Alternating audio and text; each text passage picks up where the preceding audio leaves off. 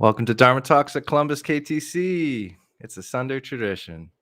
If anyone would do me the favor of just giving a shout, I'm hosting for myself today, so I can't really check and see if this is all going as it should. So just post in the chat. Let me know that you can hear me and see me okay. I appreciate that. So thank you for being here. An hour is a long time. It's a big chunk of your day. So I feel a lot of responsibility to try to give you something useful, and I hope I can do that. So thank you for being here. I think it's good right at the top to take a minute to rejoice a little bit in the fact that we are all here at all, but also the idea that we're inclined to be here, that we're inclined to come and try to think about, try to think about how to improve, how to realize our potential. And that's really the underlying view of all of this, is that we have this potential that we can tap, and it's here, it's ours already. So how do we uncover it? And the fact that we're even here thinking about this stuff is meaningful and has value, and something led to this. And we'll talk a little bit about that today. Short answer, doing virtuous things led to us being here today, hoping to do more virtuous things. So I think it's important to recognize that and rejoice in it a little bit, because being here today is caused by this type of stuff, so we have to kind of draw a line between causes and conditions sometimes so that we remember. So thank you for being here. Pat yourself on the back. And then I hope that what we talk about today, you'll be able to put into use during the week for the rest of the time where we're not here together. So let's begin. We usually start with the 4-line refuge prayer. I'll put that on the screen. We'll say this once in English, once in Tibetan, and then once more in English. And what we're doing when we recite this prayer is setting an intention to seek refuge, to seek protection in authentic sources, particularly the Buddha as the teacher, the Dharma as the teachings, and the Sangha as the community that can support us on this path. And then we're also recognizing our Bodhisattva aspiration, our wish to benefit, to awaken for the benefit of all sentient beings. And we do this when we say that we want to awaken. May I achieve Buddhahood for the benefit of all sentient beings. That's the aspiration portion of our Bodhisattva aspiration.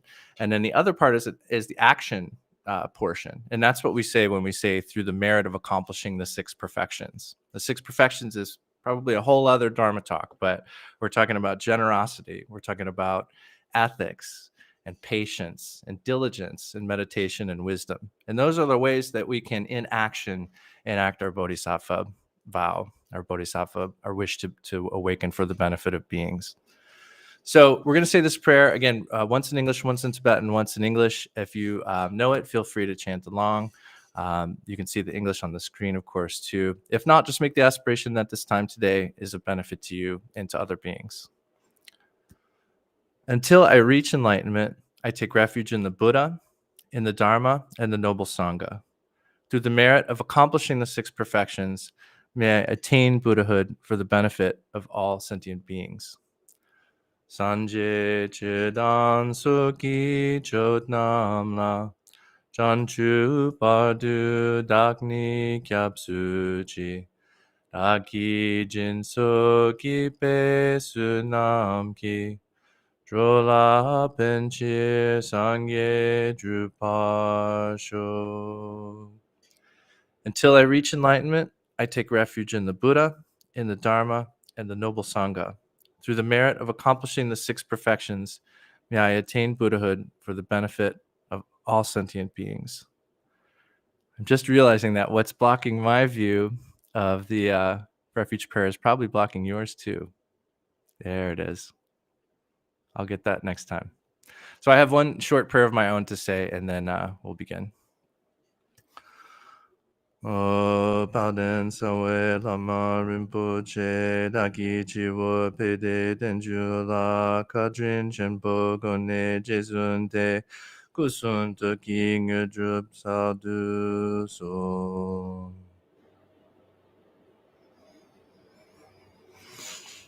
Okay, thank you. Get my screen organized here.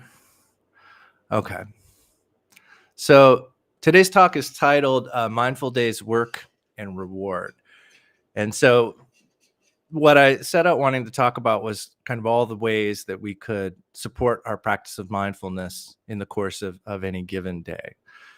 Like any talk that I've started to organize, I realized somewhere along the way that there's a piece or a thread that is much more of the story than I had originally maybe anticipated. So second half of this talk is going to be what I originally kind of set out for. And it's going to be a little listy, it's going to be a little bit of I'm going to kind of throw a lot of stuff at you. So I think maybe the best way to take the second half of this talk, what we can do in the course of a single day to enhance our mindfulness practice is maybe have a pad and paper handy, and write down some stuff that resonates for you, because it won't all be up your alley.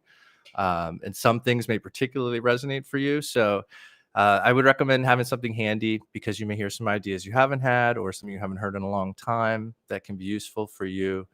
So that'll be the second half. But to start, I just kind of want to talk about mindfulness, like that word.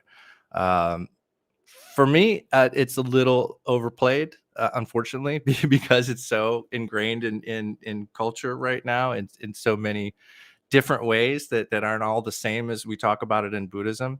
So I think it deserves a little description, what we're talking about when we say that word, to clarify.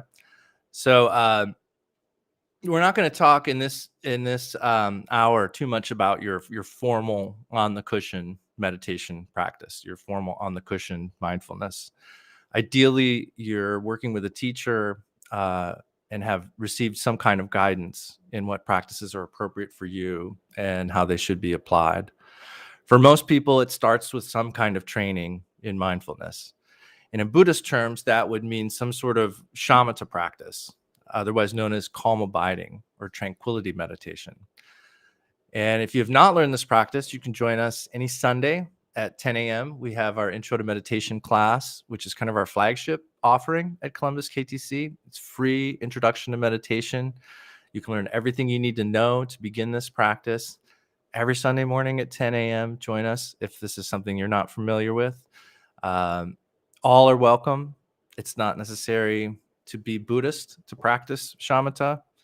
And the only belief that's required is like what I mentioned a little earlier, having a recognition of our as yet unrealized potential, and that belief that we can uncover it through becoming more familiar with our minds. And familiarizing is really what we're talking about when we talk about meditation, becoming more familiar with our minds, getting to know ourselves better, understanding how thoughts arise, what happens when they do, how they dissipate, go away. So it's a really important practice, shamatha. So if it's something you haven't been exposed to, I highly recommend it. And so this form of meditation, shamatha, or calm abiding, is the foundation of all other Buddhist meditations, because it cultivates two essential faculties. It cultivates mindfulness, and it also cultivates alertness.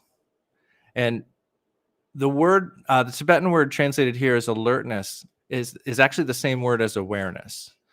So in this context, mindfulness means remembering to apply the technique, or we could say like remembering to do what you set out to do. And awareness means noticing when you've forgotten. So remembering to apply the technique is mindfulness. We can also restate that as steadily placing your attention, or again, remembering to do what you set out to do. And then alertness is like a sentinel that's keeping watch. It recognizes everything in our field of existence and notices when we're no longer doing what we set out to do. So mindfulness is remembering to do what we set out to do, and alertness is noticing when we've forgotten. So these two, mindfulness and alertness, or mindfulness and awareness, depend on each other. And it's because of one that the other is possible. Because we know what we're trying to do, we have the ability to notice when we're not. And because we notice when we're not doing what we set out to do, we're able to come back, to return to our goal and do what we set out to do. So mindfulness is attention to something. It's like the granular approach, specificity. For example, what specific detail am I placing my attention on? Whereas alertness has this open quality to it. Alertness takes it all in, keeps an eye on everything so that we can see our attention, our mindfulness, in the context of the whole of our experience. And it's that quality of openness, that element of awareness, that allows us to notice where our attention is, whether it remains where we put it or whether it's gone off somewhere else, as it's wont to do. So mindfulness, the specificity, is honed in partnership with alertness or awareness, which is open. And when we cultivate the ability to place our attention in one place, this enhances our ability to take in the entirety of things. And likewise, cultivating our awareness of everything enhances our ability to place our attention effectively on what we choose, rather than being carried away by each passing detail. So these two faculties of mindfulness and awareness are essential to meditation because they are so crucial in our daily life. Think about how our lives, what we call me or I, think about how that entire experience is actually made up of a string of little moments. Little moments that we seem to experience only one at a time. And those little moments are filled with big, often consequential possibilities. Moments where we're either doing what we set out to do or where we've forgotten what we set out to do.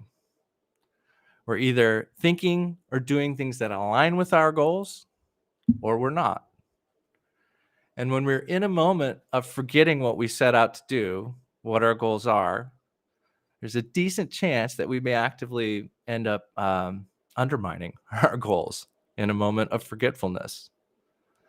And this is basically undermining who we wish to be. So sure, it may only be a little bit, but maybe we could also blow a whole objective up. It's happened, right? I'm sure we've all been in that situation. A moment of unmindfulness can sometimes destroy a lot of hard work and intention. Not always, probably not even most of the time, but they can. So the results of these moments of forgetfulness, of being unmindful, can run the gamut, depending on the circumstances, of course. But regardless, what is certain is that those moments add up. And as they do, moments of unmindfulness reinforce habitual tendencies towards unmindfulness and create new tendencies towards unmindfulness. They accumulate, they build up on each other because the sum of our moments is our experience. Our experience is the sum of all the moments we have. So our sense of who we are in the world arises through this accumulation of tiny moments, moments in which we're being mindful or we're not. So another way to describe this is that in any given moment, we're either acting mindfully with awareness or we're acting unmindfully, acting with ignorance. We've been habitually defaulting towards ignorance for a long time. But the good news is that we have an opportunity to begin to turn the tide away from ignorance and towards awareness. And that opportunity is there with every moment. It's never gone. It's always there. Every moment when we act mindfully, when we're able to place our attention where we want it and to act accordingly, we interrupt the habit of unmindfulness, of acting out of ignorance rather than awareness.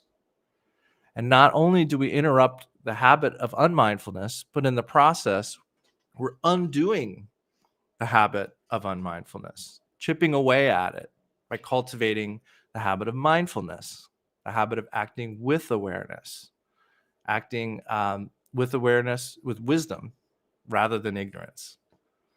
So this is actually an incredibly hopeful story. It's a little daunting, I think, to kind of recognize all the moments of unmindfulness we may experience in any given day. But every single moment of mindfulness carries a little reward of wisdom, of sanity, as well as contributing to a more natural arising of mindfulness in the next moment. When we are mindful in one moment, it's much easier to be mindful in the next. And this is why mindfulness is only really effective when it's brought to bear in every part of our life, all day long. From the cushion to the easy chair, to the grocery, to the workplace, to the commute, wherever you are. If you've been able to establish a consistent daily practice of mindfulness, you probably already know how much even just a little bit can have an incredibly positive impact on your experience. The positive effects of mindfulness can almost seem disproportionately big compared to what's really required of us to practice. And that's really good news that it's worth rejoicing in. We already know what it's like to act unmindfully. So hearing what I'm saying today shouldn't be that we've acted unmindfully most of our lives. The good news here is that with each mindful moment that we add to our day, we build awareness. We clear away a little bit more ignorance. And each time we do that, we make it easier to repeat that. So we create and reinforce tendencies of mindfulness and awareness.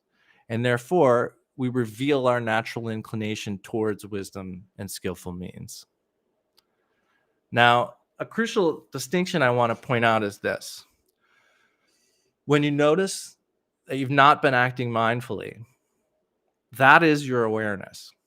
That's what noticed that it's time to come back to what you set out to do. And that's good. That's a good thing. This is a common mistake we all make. The unmindfulness you recognized is not particularly good, but we're not only trying to cultivate mindfulness. We must cultivate both the faculties of mindfulness and awareness. These two work together. So when you notice that you've not been mindful, as we all do, that's a cause for rejoicing and a sign that your practice is improving. It's okay to regret your unmindfulness, and in fact, you should. But that's only useful if it also comes with a resolution not to repeat it, to do something different next time, to be mindful going forward. Will that be an easy resolution to carry out 100% of the time? Of course not. No. But we need to make the resolution to set our intention, to explicitly acknowledge the framework of what we know will work for us, what will lead to real happiness and real success. So it's always better to make a resolution, even if you can't keep it. You kind of need some basis for this stuff. So rather than saying, I'm not going to resolve to do that because I might not be able to do it, which is basically saying I'm not going to do it, you make the resolution to do it. And if you fall short, you regret it. You reinforce that resolution. You're setting a direction and you're embarking on it. So it's a little tricky because our mindfulness, as our mindfulness and our awareness increase, they become more sensitive and accurate. It's inevitable that we'll become more aware of our missteps, our mistakes, and our moments of unmindfulness will stand out to us more often and more clearly. I'm telling you this because part of the path towards realizing our full potential, our Buddha nature, is to become more and more aware of increasingly subtle divergences from mindfulness. This is how growing awareness looks. And it's okay. It's a little jarring sometimes, but it's okay. It's important to know this because it allows us to maintain a middle way approach, a balance. We're trying to do our best, but we will fall short until we're fully enlightened. We have a goal, and we also have the reality of what we're capable of in any given moment.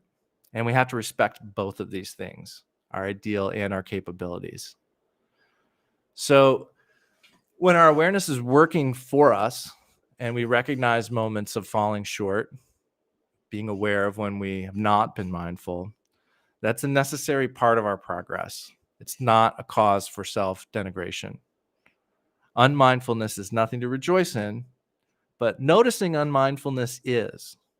As long as, when we recognize a moment of unmindfulness, we then course correct back to mindfulness. Through recognizing and regretting our departure from mindfulness and resolving not to do it again, this is corrected.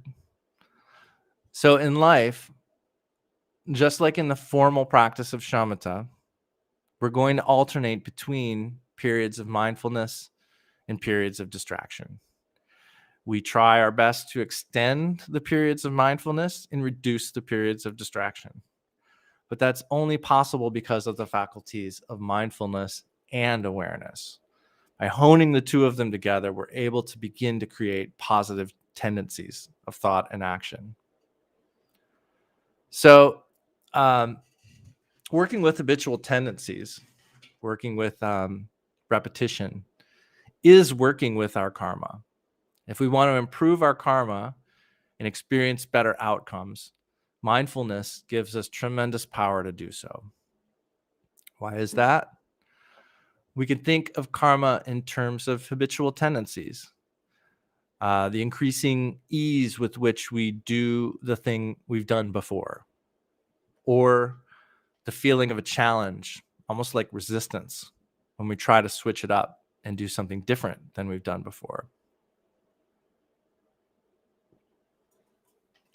I'm thinking about those plastic chair mats at your job. I'm thinking of one that I had at my last desk job, and I remember getting it brand new, and it was so like, it was a thick, firm, hard plastic, but still, like 2 weeks into having it or something, it started to get these divots where the wheels for the chair go. You don't want to have the wheels right where your feet go, right? So you put that one wheel kind of in the front, and then it just started to make these divots. So I would go to scoot the chair in, and the wheels would kind of sink into the little divots where they were before. And if I wanted to get out of those divots, it was a little harder than just being on flat ground. I had to push a little harder to get out of that divot, And that's not unlike habitual tendencies that we create for ourselves. So when we make the strongest habits, the strongest karmas, karma, by the way, means action, but we're talking about action in the broadest, really kind of the most sane sense, in the idea of like the entirety of it, not just what's done, but what it leads to as well. So the strongest habits, the strongest karmas, have 4 steps that sort of align. And those are the intention, starting the action, completing the action, and then rejoicing in it. So when we intend to do something, we begin doing it, carry it through to completion, and then we rejoice in what we've done. That will make the strongest imprint. That's an important formula to remember, particularly for what we're going to talk about today. So when you intend to do something, you begin to do it, you finish doing it, and then you rejoice in it. That sort of seals the strongest karmic imprint. But any place in that sequence, we could change our minds. So for example, we could decide that we're going to donate a week's salary to the YWCA Family Center. And it's a noble intention for sure. And so we could set out to do it. We go down there to make the donation. We make the donation, and then we rejoice in doing it. And that's going to be the strongest positive karma. But maybe we really can't afford to donate a whole week's salary to the YWCA Family Center. So we make the intention, we go down there to do it, we complete making the donation, and then we feel bad that we did it. Shouldn't have done that.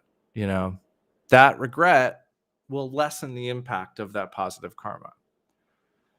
So another example might be like, I think something we all do is probably like a imagination game of intentions, like someday I'm going to give so much money to such and such, and we kind of think we're going to do that, and we have the intention, but we never actually begin to do it.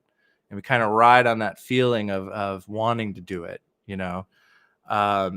there's some goodness in that, but we haven't done the other 3 steps that are really important to sealing that karma. And if anything, we may be just kind of making a habit of intending to do something and not actually carrying it through. So another way to think of this 4 component kind of karma thing is if we have a bad intention. And so let's say we're angry and we decide we want to hurt somebody, and we start to do that and we carry it out, but then we generate a good deal of regret for having done it. That regret will help, it will lessen the impact of that negative karma. But we have to always, like I said earlier, we have to resolve not to do it again. So that regret is only really most powerful when we can make a resolution to not repeat that behavior. We have to reset our intention as the basis of the karma we're trying to create. So I think this is important to remember, this idea of intention, beginning, completing, and rejoicing, because it does relate to our intention for mindfulness. If we start to carry it out, if we make the intention to be mindful, we start to carry it out, but we're unable to maintain it, then we can regret not being able to maintain it. And we still have 3 of the 4 elements of a positive karma there. We've laid down 3 parts of what we were hoping for, like we intended to do it, we started doing it. And although we weren't able to finish it, we are, afterwards, that aligns with where we started. So the way we felt about not finishing it is we regretted it, and we make the resolution to actually be able to carry it through the next time. And this is important because though we still experience moments of unmindfulness, forgetfulness, until the moment of our full awakening, if we intend to be mindful, we begin to try to be mindful, and then we regret, but we have not retained that mindfulness. That's still building a strong habit towards mindfulness. It's still working in that direction, and we can't forget that. And it's working with who we are and what we're capable of right now. One further clarification before we begin looking at some ideas for a single day of mindfulness. Where we are now is undoubtedly the result of previous actions, previous karma. But we have to never forget that we always have to be mindful of the fact that the future is open. It's not preordained, and it's determined by our thoughts and actions right now. So the choices we make in this moment, in any given moment, have a tremendous effect on our tendencies, and therefore our experience going forward. And that's why we can say that our current situation, whatever that situation is, can be most fruitful for us when we approach it with mindfulness and awareness. So aside from our formal practice on the cushion, how can we enhance our mindfulness and awareness throughout the course of a day? We can practice simple forms of shamatha in many different circumstances. I'm talking about off the cushion. We'll talk about how to do some of those things with emotions and physical sensations too. But when we're moving around in conversations, working on problem-solving tasks at work, etc., it's not really possible to do, a strict practice of shamatha. There's just too many things that need our attention at once, and we have to engage concepts, and stories in the course of culture in our lives. So we need to have some kind of general support throughout our day. And that general support can be like an aspiration and an intention. So depending on where we are in our practice, that might be the intention to attain Buddhahood for the benefit of all sentient beings. Or it might be the 3 commitments: do no harm, practice only virtue, tame your mind. Or maybe it's simply an intention not to bring any additional suffering upon ourselves. Any of those things is a good guiding intention, to be mindful of throughout our day. It can be a good general support for your mindfulness as you move through the myriad situations that you encounter in a day, in interpersonal interactions. So thinking about like a specific day, um, first of all, let's start right from the beginning.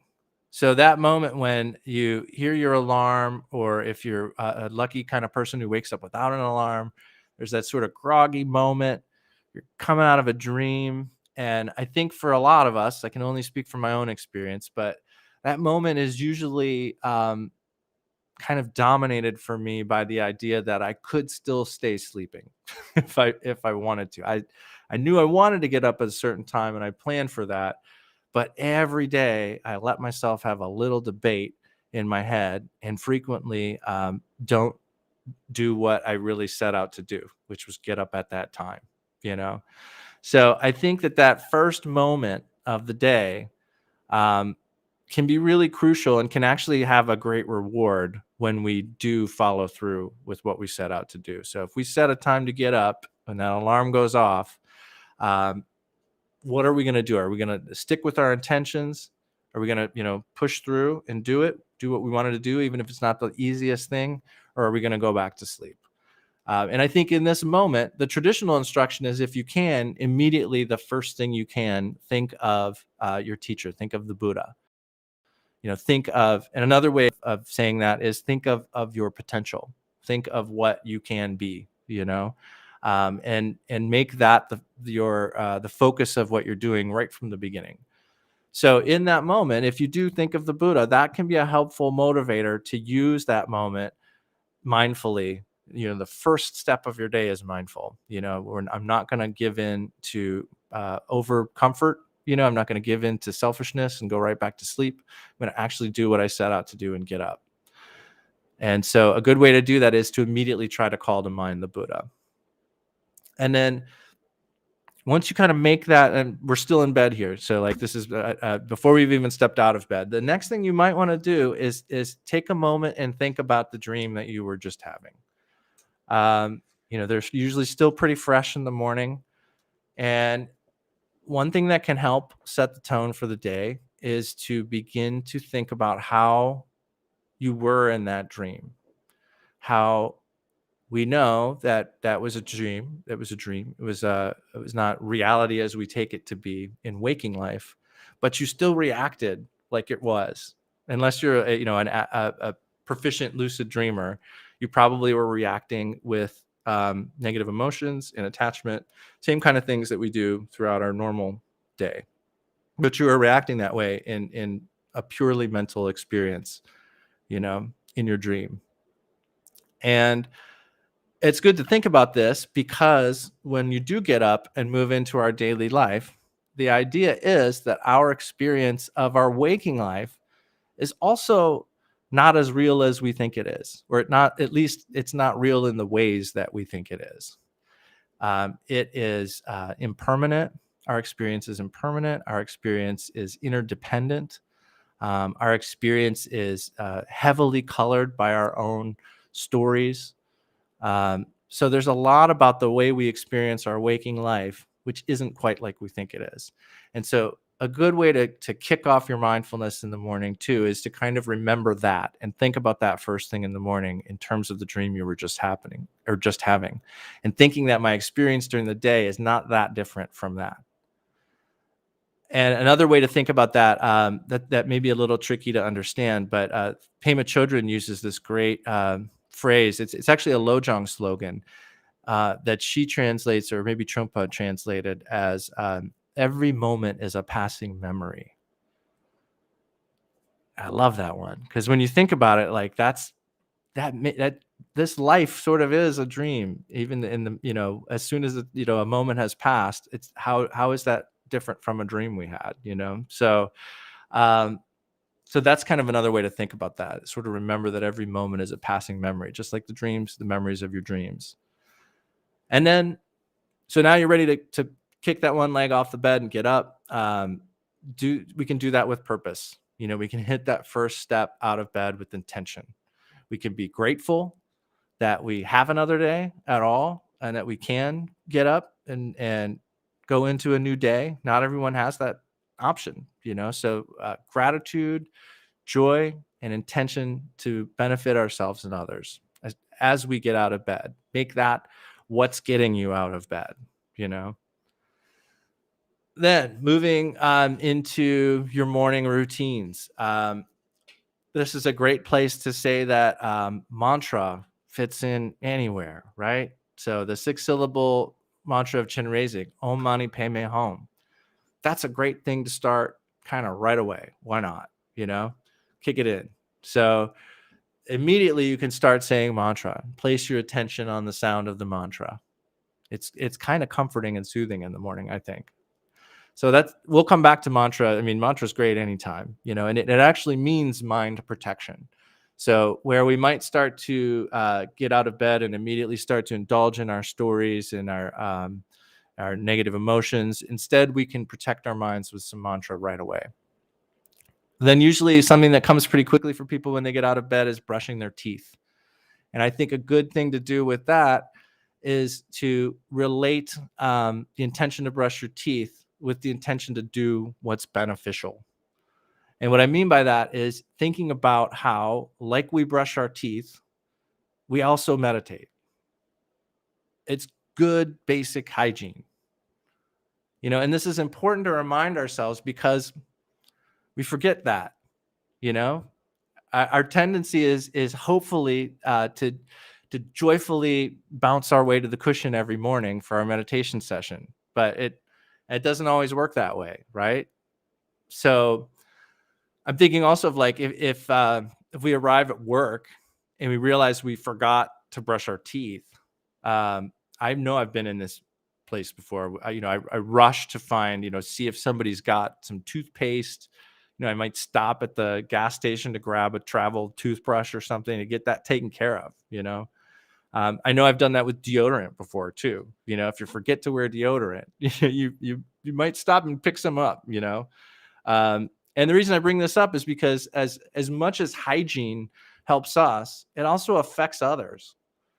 So just as much as we wouldn't want to experience our own unbrushed mouth, we don't want others to experience that either.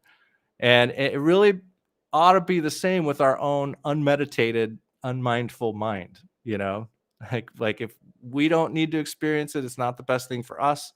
And we definitely don't want to share it with other people too. So similarly, as we would take care of brushing our teeth, we take care of our meditation. That's basic hygiene for ourselves and for others. Then moving into coffee or tea or whatever your morning pleasure is, you can attempt to be mindful in the process of making it. There are Zen methods of doing this that I'm curious to learn at some point, but there's a process that you can mindfully use when you make your tea. And really what we're talking about is just kind of placing your attention like you would on the breath and shamatha, placing your attention on the process, on the sensations, of moving things around and just taking it in. And rather than telling a story, just being with what you're doing. And so a good way to do that is just start with your morning coffee, start with your morning tea. And you can, as you sip it, another thing that you can place attention on is sensations, physical sensations. So taste. And taste is not an easy one. There's a reason why we say start with the breath and shamatha practice, which is that's the easiest way to begin to train in mindfulness. So any of these other methods are not quite as easy, but they're valid and they're worth trying. Just be aware that it's not going to be quite as easy as when you're sitting in a posture in a quiet room with your attention on the breath. So for instance, we're talking now about taste. Taste, you can experience the taste of your coffee or your tea without thinking about it. You don't have to tell a story about it. It's tricky because when you taste something, you immediately start thinking salty, sweet, comparing it to maybe what you had before. That's where our habit takes us, so just be aware that that's probably going to happen. But those types of stories, those types of concepts are your awareness. When you notice that, that's your awareness telling you, go ahead and just bring your attention back to the experience, bring your attention back to the raw taste, just the taste, the sensation. Again, not super easy, but worth trying. Then at some point in the morning, you're probably going to open your shrine. I don't want to talk too much about formal practice today because we've got a couple other things to get through, but I will just say that it's important, since we do our daily practice daily, It's a lot of repetition. It's easy to kind of do things by rote without really thinking about it. So I think one of the first things I try to do is to recall diligence. And in particular, another way to say diligence is joyous effort.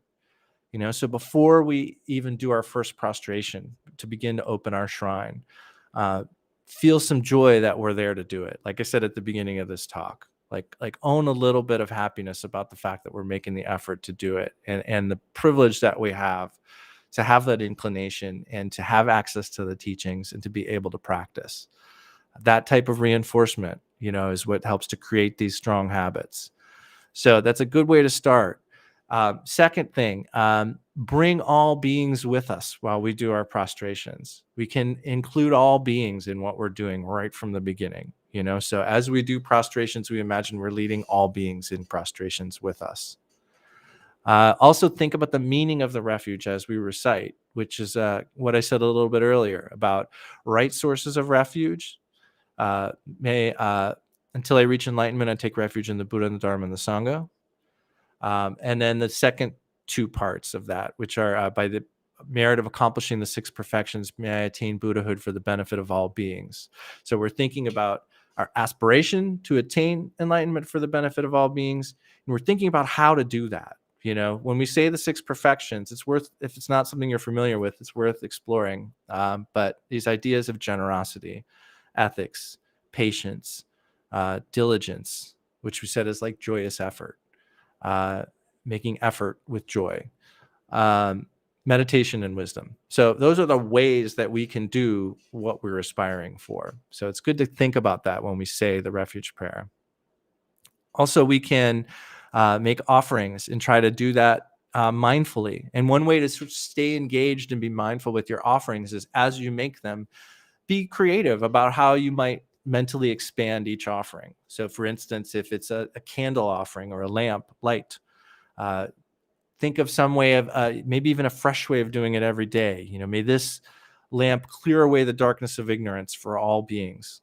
And may their innate wisdom shine forth like this lamp, with water. Maybe it's may this quench the thirst of all beings. May all their basic needs be met so that they can afford to think about things like their enlightenment, and their potential. So that's a way to mindfully engage with your offerings. When you sit down to do your practice, be mindful of your current state. Like how are you feeling that morning? Are you a little tired? Are you grumpy? All of those things are okay, but we need to be mindful of it. And then set our intention to do that session for the benefit of ourselves and all sentient beings, rejoicing in our ability to do so. And through our practice that day, do what we've been taught in the way we've been taught. Don't make a habit of doing other things in the middle of your session of meditation. That should be part of your intention at the beginning, is for this session, may I just do the practices that I'm setting out to do. And then at the end, we dedicate, which is sort of rejoicing in our good works, and we dedicate the merit of what we've done. And that dedication helps to complete a strong karma. That's sort of the rejoicing, but it also, through the dedication of that merit, it helps us to, it's said that when we don't dedicate our merit, the results of that can be exhausted. When we experience them, they're exhausted. Whereas if we dedicate the merit to the benefit of all sentient beings, that becomes inexhaustible. So that continues to give us positive returns. So that's why it's so important to dedicate.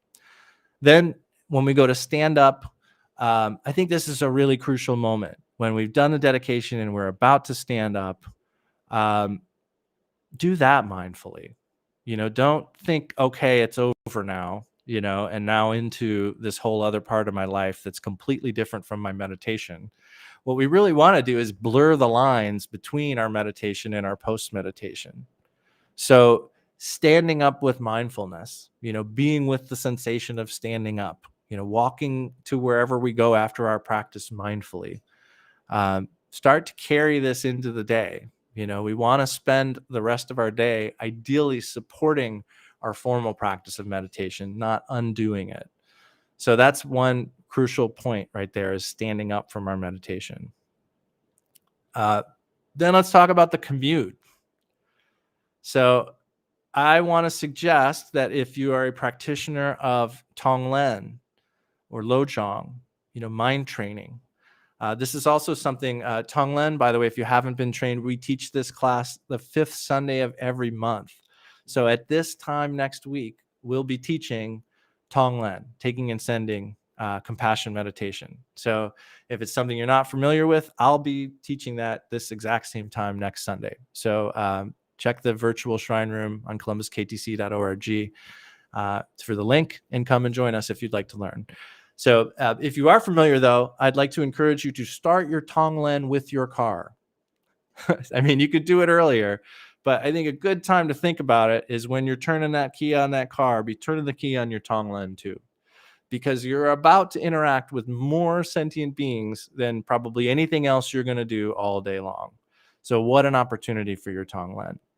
And all those sentient beings you're going to interact with, it's said in Tibetan Buddhism that all of these may have previously been your mother, or in other words, somebody who's shown you great kindness. So you want to be ready to interact and make your driving and your commute align with your intention. So make an aspiration when you start your car to practice the paramitas on your drive, particularly generosity, ethics, patience, and joyous effort. And so be mindful of your motivations, your motivation to benefit beings, and particularly all of your opportunities to help in the course of a drive. That's a real powerful change that we can all make. I'm not great at it all the time, for sure, but I'm noticing more often, which is that awareness, right? So it occurred to me the other day that it would be a good idea when you're on the road and I'm going to coin a term here, be a merge bodhisattva. Be a bodhisattva of merging, like everybody's trying to get somewhere. There's no reason why we really need to protect, our territory on the road. We're moving, we're all going somewhere. You can always slow down and let someone in. And it's a great way to be generous. It's a great way to be patient. It's a great way to help other beings. So be a merge bodhisattva. Also, use taking and sending to work with difficult encounters. If you see somebody driving recklessly, or someone cuts you off, or something happens that seems to trigger negative emotions, that's when you start to use taking and sending for that individual. Take on their suffering and breathe out happiness for them. Don't get sucked into the negative feelings that can arise on the road. So another thing, what's a good way to protect your mind from negative thoughts? What's mind protection? Mantra, right? So there's another great thing to do in the car. Just you can default to mantra. Then getting to work, set your intentions before you go in. I remember learning about this on my last desk job, and I remember there was some tough times, and it was just pulling into that parking lot was like kind of the hardest part of the day. And it's telling, I think, right? Because I was hard because there were difficult things happening inside the building, but that parking lot was kind of the expectation and the anxiety was kind of the worst. And I wasn't even in there yet, but what helped is setting an intention before you go in. Remember the middle way. And what I mean here is particularly that, like the traditional way of talking about materialism versus nihilism, that like everything that you see and hear matters, or nothing matters at all. Like remember the middle way between those two. And a way of describing that in terms of behavior is detachment and equanimity. Acting with detached, not like ignoring ignorance, but just being a little bit detached from things, not being attached, a little bit of facing things with a little bit of detachment and equanimity, kind of taking things as all things as equal. And this is a great way to approach everything, but particularly difficult situations. Again, there's Tonglen. So don't be afraid to utilize Tonglen throughout your day at work. Super helpful. Also, mantra. And then another method Khenpo Karthar Rinpoche has mentioned before is and I love this one, is utilizing the mental flop. So it's a great thing to do at some point during your day to just take a break. If you got, I mean, obviously you probably want to be alone, or at least you're not in a conversation or something. When you have just a moment, you just kind of let your mind flop, like you might flop onto a couch after a hard day's work. There's that moment where you just kind of flop and you're just there for a moment. And it can be brief and it can be really beneficial. So mental flops throughout your day, mindful flops are a great enhancement to your day. Let's also talk here about mindfulness of emotions, because if something happens, and work, I think, is a commonplace, but this could be at home too, of course. If something happens that upsets you and gives rise to anger or attachment or jealousy, don't give in to ignorance. And what I mean here is, don't immediately try to distract yourself, ignore what you're feeling. Because I don't think we talk about that enough, but the root of ignorance is ignore, and that implies a little bit of active, intention. We're trying to ignore something. And that's what we're talking about here. A lot of times when we get a negative emotion, what we do is to distract ourselves is we start to tell a story. To distract ourselves from the actual feeling, we start to engage in the blaming, and we engage in just creating narratives, and to try to seemingly protect ourselves. But what we're really trying to do is to not feel that raw emotion itself. So what I'm saying is, when these emotions arise, if we get in a situation where we're experiencing a negative emotion, don't linger on the story of the emotion. Just kind of sit momentarily, place your attention on the feeling, just the raw feeling of the emotion. And I mean to do this for as long as you're able, because this is not easy practice, and this is not something you should hold on to longer than you're capable. But you can start to interrupt these habitual tendencies just by even taking a minute, or a couple seconds longer than you would normally. So if you would normally have that feeling and start to tell a blame story, then just take a couple extra beats to just be with that emotion. And that's a good place to start, because you start to see that you can just be with those feelings. You don't have to run away from them. Similarly, you see that there is just an energy to these emotions that doesn't come up with your story. Like, your story is something you're adding to that. So just even being able to sit with those raw feelings for a moment helps you to start to see how you project your stories onto everything. And that's an important thing to gain awareness of. So when we have a negative emotion, it's possible to just sit briefly with that feeling, just being with the energy of what you feel, rather than distracting yourself with a story. And so I'm thinking now here too of, like, we often think our stories are the whole truth, and we forget that we're projecting our stories so much of the time. So I'm thinking of there's a Lojong slogan that Trungpa Rinpoche said is be a child of illusion is the one I think that we see most often. But Trungpa Rinpoche said it as be a sorcerer. And I love that one, because the idea is, like, a sorcerer creates illusions, but recognizes that they're his creation. So he not only recognizes that they're illusions, he recognizes that they're his creations. So we have opinions, we have memories and concepts about everything, and they're unique to us. If you think about a food that you think is just awful, when you see that food, it's quite likely that you think about how awful it is at the exact same time as you name it in your mind. But those two things don't actually go together. One of them is yours, and one of them is our shared, concept of what that food is. So we sense our projections, and we often mistake them as being tied in, as part of the actual reality of things. So we need to be aware of that type of thing. And that's one of the ways why, sitting with our emotion for a minute without telling a story is so useful. It's not easy. And so only do it in short spurts as long as you're able. You can tell when you're out of your comfort zone if you begin to space out or become a little hyper focused on the concepts and the details. So when you can't rest with just the rawness of that emotion anymore, and it may be brief, when you need to turn to a concept, make that concept the 3 seeds. And what we're talking about here is the 3 objects, 3 poisons, 3 seeds of virtue. And this is that aspiration that, like, if it's anger, may I, oh, you know what? Now I need to see it on paper. Of course, like I always think I have memorized stuff until I need to actually say it. But I have it handy.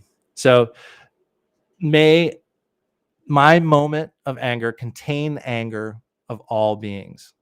By my working through this moment of anger, may I and all beings be free of it.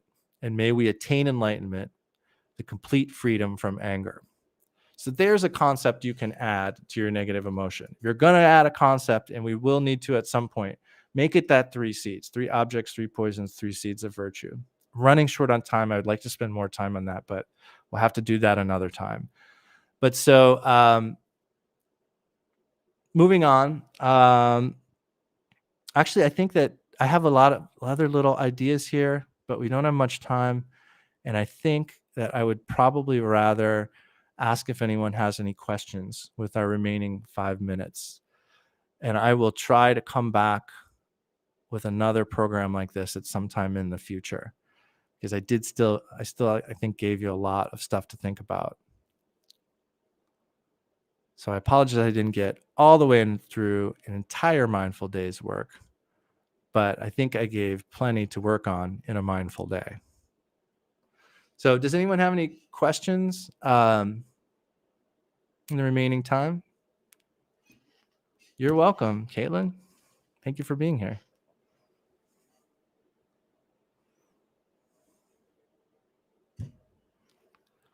I will put up on the screen here now too the link to donate to Columbus KTC. Building project moving along, getting closer to being, it's a reality now. It's a building now. So we just, when we can get in there is still up in the air. But you're welcome. Thank you all. But if you'd like to help support the rebuilding process, here's the website on the screen. And I also have lamaadam.com where I keep some videos and other events, things like that. You're welcome to visit there too. Oh, you're welcome, Lindsay. Thank you. So if there aren't any questions, as we said, like those 4 parts of a strong karma are an intention, beginning an action, completing it, and then rejoicing in it. So like, let's rejoice in taking the time to think about this stuff today. Let's make the aspiration that we enact some of the stuff that struck our fancy today. And let's dedicate the merit of this session for the benefit of all sentient beings. By this merit, may all beings obtain the omniscience of Buddhahood and defeat our common enemy, wrongdoing. From the stormy waves of birth, old age, sickness, and death, from the ocean of samsara, may we free all beings. May we free all beings. May we free all beings. Thank you, everybody. See you soon.